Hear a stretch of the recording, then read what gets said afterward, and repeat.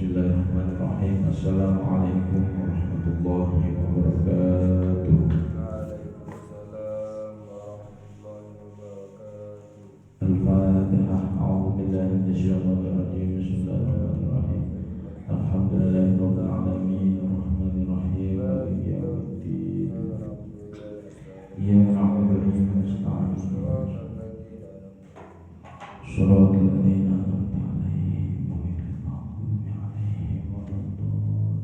Amin. Bismillahirrahmanirrahim. Mari kita lanjutkan kajian tentang kitab Masyaikul Ibad. Sekarang kita lanjut pada makalah yang ke-32 halaman 86.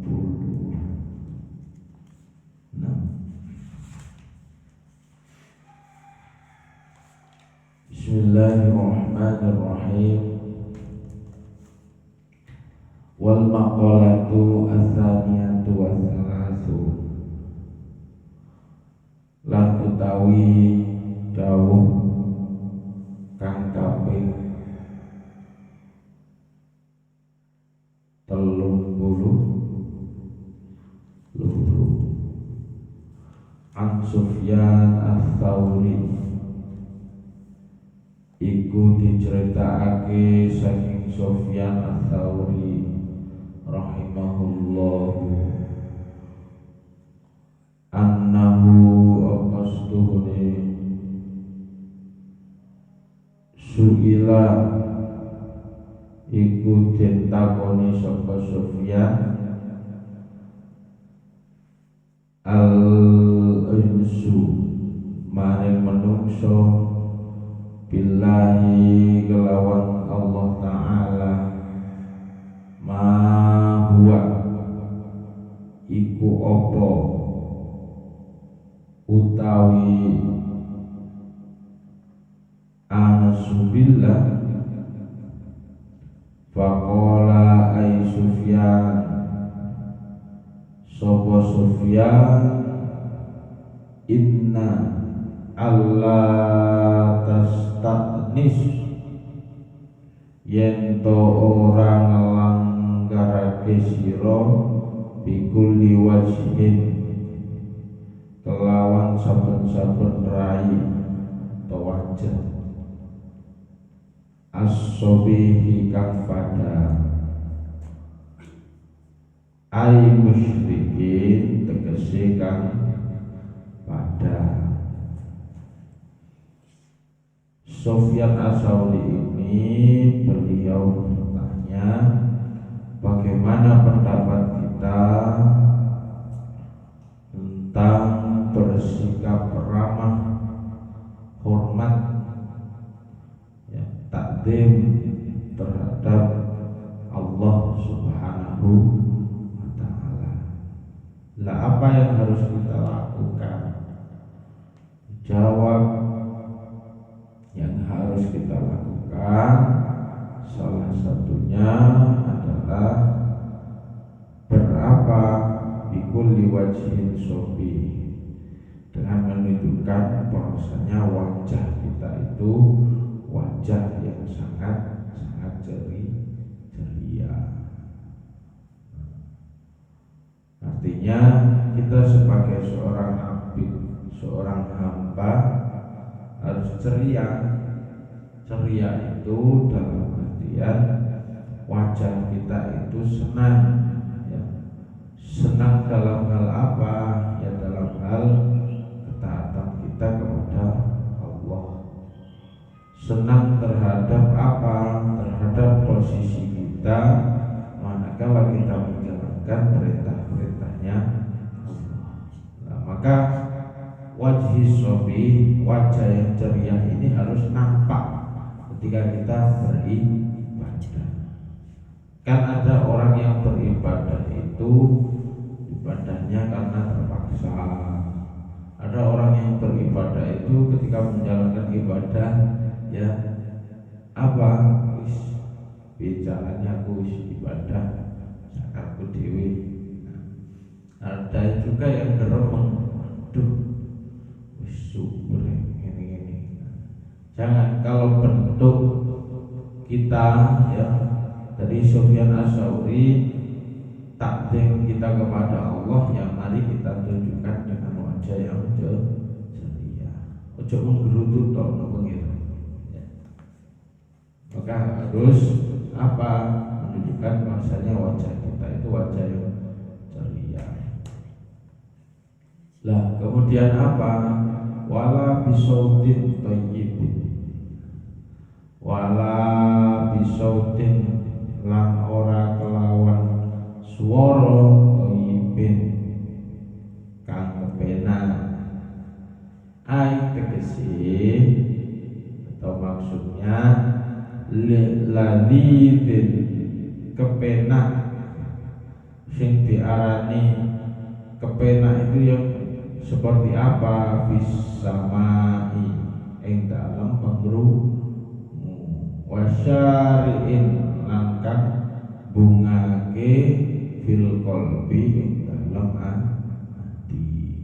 Lah salah satu bentuk rahmat terhadap Allah selain memunculkan wajah kita yang penuh dengan rahmat, yang penuh dengan keceriaan, yang kedua kita harus apa? Kita harus bisa menunjukkan bahwasanya setiap suara yang kita ucapkan atau lisan kita berucap itu harus yang enak didengar. Artinya enak didengar itu orang yang ngaku abid, yang ngaku ramah kepada Allah, ya cara tutur katanya ya halus, enak didengar. Lah enak didengar ini bukan hanya sekedar halus, tapi juga mampu dia itu bertutur kata yang baik. Bertutur kata yang baik itu ya contoh salah satunya bisa menghargai orang lain. Mek apa moro-moro misu, moro-moro apa istilahnya ngelokno wong. Kan nggak ada angin, nggak ada hujan, ya. Nggak ada hujan, nggak ada angin, tiba-tiba ngelokno wong nyebar fitnah di mana-mana. Itu kan tidak mengenakan untuk didengar. Tidak hanya itu, ya, suara yang lantang, yang nyentak wong itu juga nggak boleh. Tapi dalam konteks dia tidak bersalah. Kalau membentak orang, tapi orang itu jelas-jelas mendolimi orang lain misalnya, atau mungkin dia dalam artian melakukan kesalahan ya, yang sangat fatal, ya belum tentu kita mampu melakukan itu. Maka harus kita tahan. Kalau memang kita mau beramah terhadap Allah, ya sudah, maka kita harus menjaga lisan kita. Untuk apa? Ya untuk berkata-kata yang baik. Berkata-kata sama orang gimana? Wasyari'il fil qalbi, bungake ing dalem ngomongno hati. Ketika kita berbicara ke orang lain itu merasa hatinya bunga, adem. Kan ada. Kalau misalkan kiainya yang ngomong, oh setelah sampai rupek sumpek, oh jadi tenang, itu kan ada. Maka bunga dalam ngomong nanti gak omek apa wong kok ngomong tok wae sampai ngelarani atine. Lah kalau memang kamu gak bisa berkata-kata yang baik, yang penting diam, daripada apa sama ngomong tok nanti ngelarani atine. Padahal tidak ada maksud dan tujuan. Wala bilisanin lan ora kelawan lisan ya, fasihin ai jayyidin kan fasih ai jayyidin tegese kang bagus. Selain suara yang manis, ya suara yang lemah lembut ketika ngomong nyentak-nyentak. Beda lagi budaya. Kalau budaya panturaan seperti saya, ya ngomong harus banter. Mungkin kalau kena malang nggak begitu ya, paling oisam seperti itu aja. Kalau budaya panturan, Riko ini, nah seperti itu sudah biasa.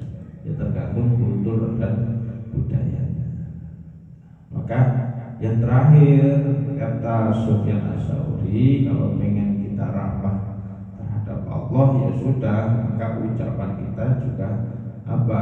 Ucapan yang jayyid, ucapan yang bagus. Maka 3 kunci ini, satu, orang kalau ngaku beramah bersikap terhadap Allah ya harus seperti apa? Harus wajahnya yang ceria. Kedua, dia harus menjaga suara yang bagus. Ketiga, apa? Bertutur kata dengan ucapan yang baik. Wal maqalatu ats-tsalisatu wassalasu, lan utawi maqalah kang kaping 33. An Ibni Abbas radhiyallahu anhu, diriwayatkan oleh Ibnu Abbas radhiyallahu anhu, annahu qala az-zuhdu. Seringkali kita mendengar kata zuhud. Salah satu iku telu piro-piro huruf. Zuhud itu kan terdiri dari 3 huruf, ya kan? Zayyun siji iku huruf za, ya, zuhud za, wahaun dan ha. Ini kata Ibnu Abbas. Wadalun dan dal. Jadi zuhud itu terdiri dari 3 huruf, za, ha, dan dal. Dan di situ mengandung makna dan arti tersendiri. Jadi ada makna-makna sendiri dari kata zuhud tadi. Faza'u mongko utawi za itu kepanjangannya apa? Zatan lil ma'an. Zatan lil ma'an. Zatan lil ma'an itu berarti apa? Iku sangune krana akhirat.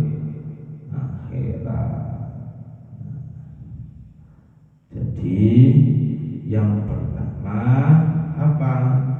Huruf za berarti bernilai atau bermakna iku sangune krana akhirat. Ainil akhirati tegese krana akhirat, wa huwa yaiku taqwallahu ta'ala, yaitu berbekal takwa kepada Allah Ta'ala.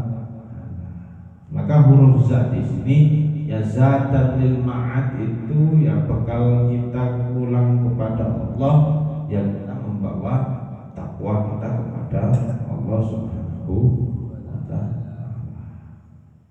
Lah zatan lil ma'ad ini harus semua yang kita lakukan ya semata-mata kita mencari akhirat. Berulang kali orang ngomong kalau akhirat kamu pikirkan maka dunia akan mengikuti. Ya sudah, berarti zatan lil ma'ad ini. Lah kemudian huruf yang kedua itu apa? Wahaun. Wahaun hadiyun. Hadiyun lid-dini. Maka di sini hadiyun lid-dini itu adalah hidayah.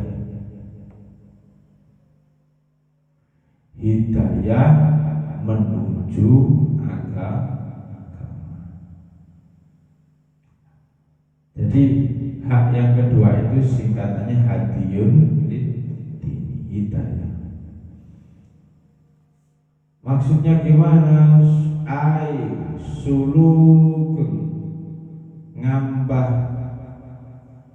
at-tariqin dalan yusilu ila tariqin limuhayyidiyah, berada di jalan yang benar. Lah orang mendapatkan hidayah untuk menuju agama yang lebih baik itu juga dinamakan zuhud. Bukan berarti orang yang zuhud itu meninggalkan apa kesenangan dunia saja. Enggak. Tapi orang yang mendapatkan hidayah kebaikan di dunia ini, ya, setelah orang itu cepat, ya, artinya punya kesalahan-kesalahan yang sangat-sangat luar biasa. Nah, tapi dia mampu untuk memperbaiki karena dapat hidayah dari Allah, ya, untuk menuju agama yang lebih baik di jalan yang benar, itu juga dinamakan zuhud. Jadi persepsi zuhud itu bukan hanya orang yang nggak arep duit, tapi orang yang ngerekso bagaimana cara saya ini agar apa? Agar bersikap dan bersifat piye caranya saya tetap dalam lurus koridor Allah Subhanahu wa taala. Ya. Maka hadir di sini itu ya sudah hidayah menuju agama yang baik. Maka menetapkan di jalan Allah itu sulit. Wong banyak godaannya. Kalau orang menetapkan di jalan Allah dengan dasar atau atas dasar dia takwa, pasti banyak godaannya. Ya, seperti itu. Wadal, dan huruf yang ketiga itu dal. Dawamun ala ta'at. Dawamun ala ta'at. Dawam. Dawamun ala ta'at itu langgeng ing atase ketaatan kita kepada Allah. Langgeng itu berarti apa?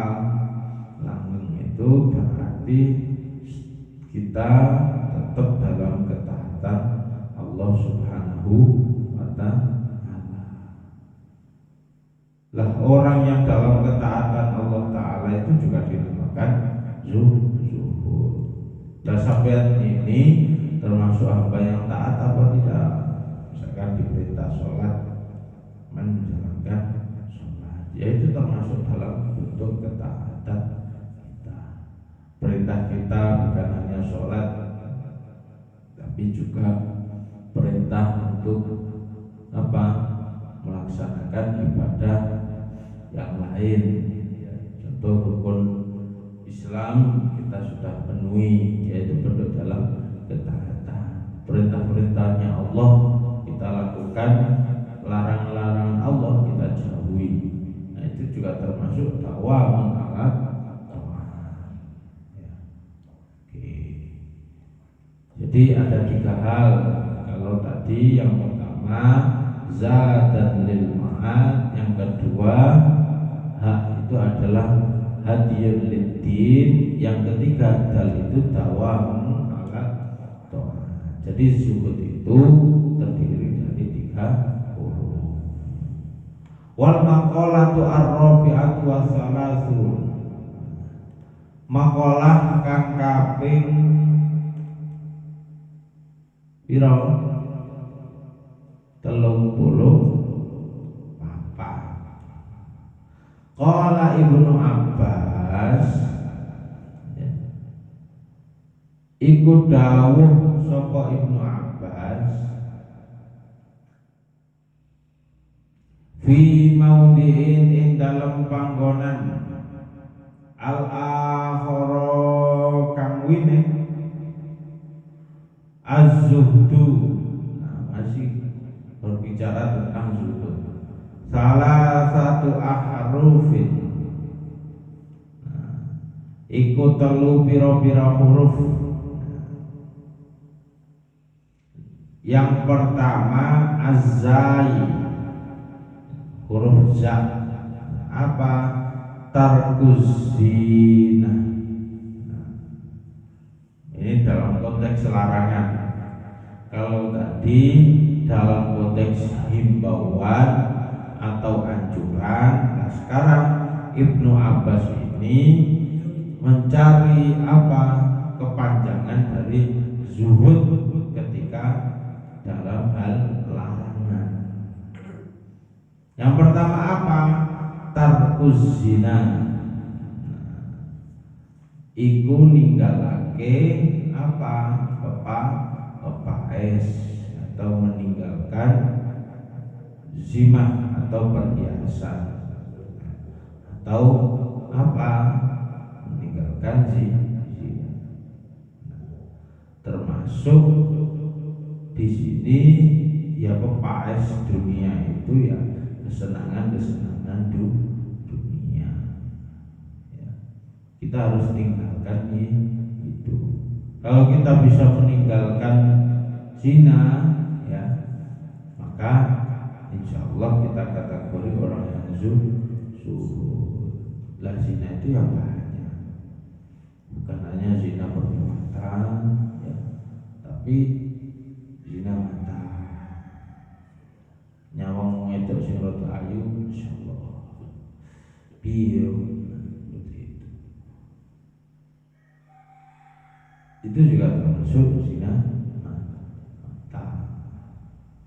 Kalau kawine misalnya sampean apa tangannya enggak ada ya, ono itu di jawe.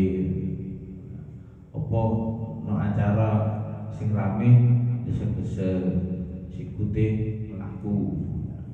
Tak boleh. Nah, itu jadi zina perbuatan. Ya mungkin kecil ya, tapi harus kita harus kita jauhi atau kita tinggalkan. Enggak boleh. Dan termasuk apa? Ngechat yang mesra terhadap pacar itu juga zina. Ya. Enggak boleh. Maka kalau orang pacaran konteksnya ya dia berkata yang lembut, terus mengundang untuk berhasrat, ya artinya halo, nah itu ya beda. Nah, itu juga termasuk apa? Harus kita tinggalkan, ya jangan sampai, ya itu kalau kita tinggalkan dan kita mampu meninggalkan itu ya bagian dari zuhud. Ya, karena apa? Itu takusi jinati walha tarkul hawa. Tarkul hawa itu berarti apa? Tarku iku ninggalake al hawa, yo hawa nafsu. Jelas kita dianjurkan, kita disuruh untuk meninggalkan hawa nafsu. Jadi menahan itu jauh lebih sulit, ya, menahan hawa nafsu. Setiap orang itu pasti mempunyai keinginan ini dan itu jelas, ya.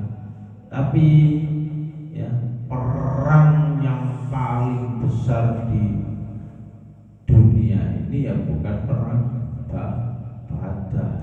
Padahal perang Badar itu sudah paling besar. Tapi katakan Nabi ada yang lebih besar lagi, yaitu dijawab perang yang paling besar itu adalah perang melawan hawa nafsu. Ya termasuk saya panjenengan semua ini. Ya. Artinya apa? Yang bisa menggerakkan diri kita untuk melakukan kebaikan, untuk melakukan ketaatan, ya kita sendiri. Orang pengen ini dan itu, tapi kalau tahu dia itu, oh ini dalam koridor larangan Allah, harus kita kekang. berarti dia menahan hawa nafsu. Oh, dia dalam koridor anak ini menjauhi zina, ya. Tapi aku pengen kan, misalnya pengen pacaran tapi yojo, karena kita harus lawan hawa nafsu itu. Ya. Sudahlah, posisi kita sekarang kalau lagi tolak ilmi ya sudah tolak ilmi saja, jangan tolak saja. Dinengku pas ketemu kok anu ya bonus menuani. Tapi kalau kamu percaya ya, misalnya kalau kamu mempersiapkan dirimu ini menjadi orang yang baik, insya Allah kamu akan mendapatkan orang yang baik. Gitu saja. Nah, maka apa? Tarkul hawa, meninggalkan hawa nafsu. Ya, penting. Ai mahbubatin, ya, tegese perkara kang apa nyenengake hawa nafsu. Wadal lan utawi dal tarkud dunia iku ninggalake dunya, meninggalkan dunia. Apakah meninggalkan dunia itu harus keluar dari dunia? Pluto atau di Mars, ya, atau di luar angkasa sana? Enggak. Artinya di sini tarkud dunia, ya, apa min sanain, min sanain bebane ngelemi al-khalqi ing makhluk, wa minat ta'ammu lan saking ngalap nikmat, wa tawassu lan gawe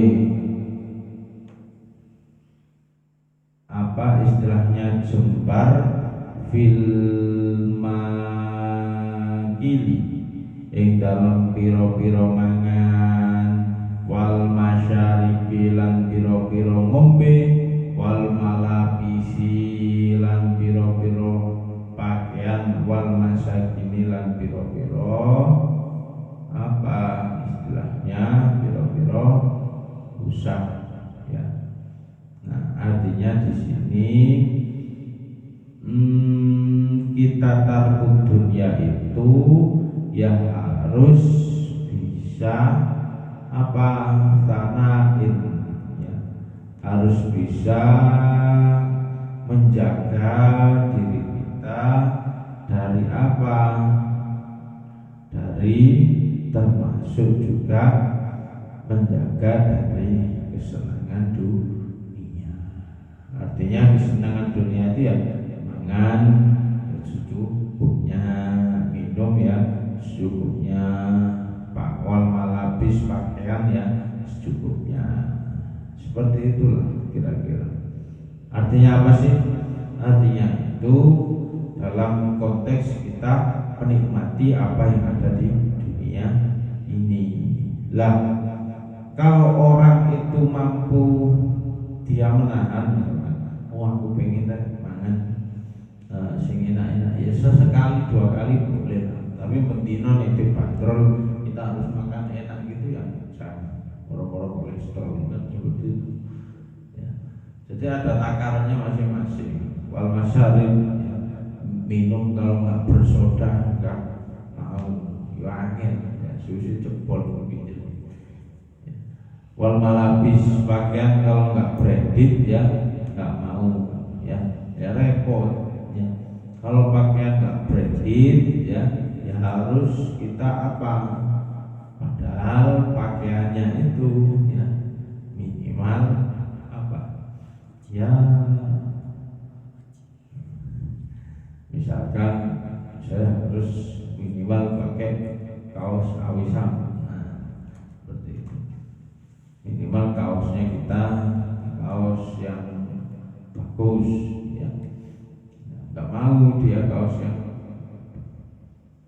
apa istilahnya yang biasa, sarung juga harus BAS misalkan. Nah, ini kan terlalu malabis, terlalu memikirkan pakaian. nggak boleh. Nah, maka konteks di sini tarbiyah dunia ya semampunya atau seadanya sesuai dengan kebutuhan. Bahkan misalnya Kanjeng Nabi ya, sahabatnya Kanjeng Nabi itu hanya punya pakaian tiga pakaian. Nah, kita ini punya berapa? Ya penjenengan luwe lah atau tiga pakaian. Padahal nanti itu juga bisa dihisab oleh Allah Subhanahu wa taala. Iki wong lanang. Apa maneh wong wedok. Lanang kan cukup kopiah siji mati. Ya wedok. Ya, klambine ijo, kudunge kudu ijo, roke kudu ijo misalnya. Ya. Misalnya lagi guru mari sandale pun juga kudu ijo, tasnya kudu ijo misalnya. Kan seperti itu. Nah, maka ini harus dilawan ya. Kalau kita pengen termasuk kategori yang didakwakan oleh Ibnu Abbas ya, selain tarkus zina, watarkul dunya ya, dan watarkul hawa, maka meninggalkan dunia ya harus kita tinggalkan. Wong apa sih hanya malabis, hanya memikirkan pakaian ya, sana sini dibeli. Padahal ya cukup hanya beberapa pakaian saja, ya mungkin menyesuaikan. Kalau dulu ya sahabatnya Kanjeng Nabi hanya punya 3, tapi kalau sekarang ya duit telu ya empuk ya. Artinya tidak terlalu berlebihan lah dalam berpakaian. Percuma sarungnya BAS terus kalau sholat misalnya ya. Percuma kambingnya branded, behil atau apa, tapi gak belum dikasih sembahyang. Nah, kesalahan kita terkadang dalam malabis ini, dalam berpakaian, ketika ibadah kita pakaiannya elek misalnya. Tapi ketika kita keluar wantep, wangi. Tapi ketika kita sholat menghadap Allah rembes. Nah, ini simpuale ya, konteks yang harus dirubah. Maka di sini tadi kata Ibnu Abbas, huruf za berarti tarkus zina, huruf ha berarti tarkul hawa.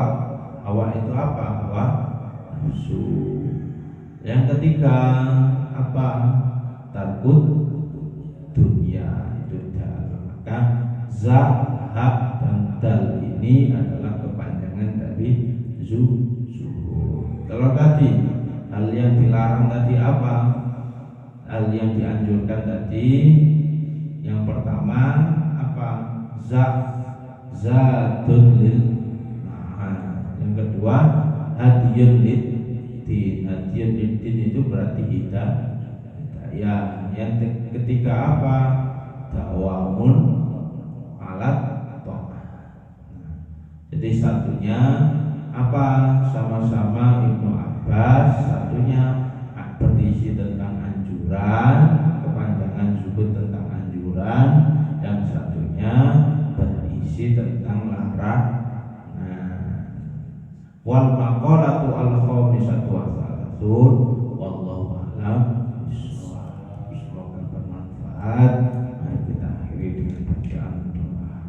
Rabbana anfa'na bima 'allamtana, Rabbi 'allimna alladhi yanfa'una, Rabbi faqihna wa faqihna wa qarabati lana fi dinina. Rabbana anfa'na bima 'allamtana, Rabbi 'allimna alladhi yanfa'una, Rabbi faqihna wa faqihna wa qarabati lana fi dinina. Rabbana anfa'na bima 'allamtana, Rabbi 'allimna alladhi yanfa'una, Rabbi faqihna wa faqihna wa qarabati lana fi dinina. Subhanakallahumma wa bihamdika asyhadu an la ilaha illa anta astaghfiruka wa atubu ilaik. Wassalamualaikum warahmatullahi wabarakatuh. Waalaikumsalam warahmatullahi Allahumma sholli ala sayyidina